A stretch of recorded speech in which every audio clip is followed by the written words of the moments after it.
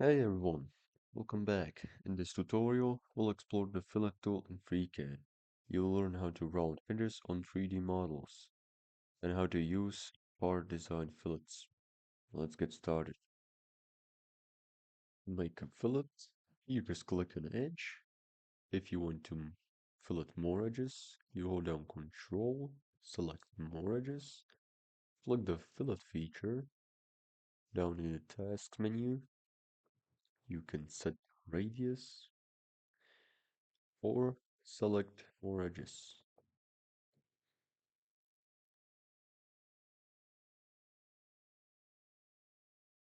You can also select all edges by selecting the face and clicking the fillet feature.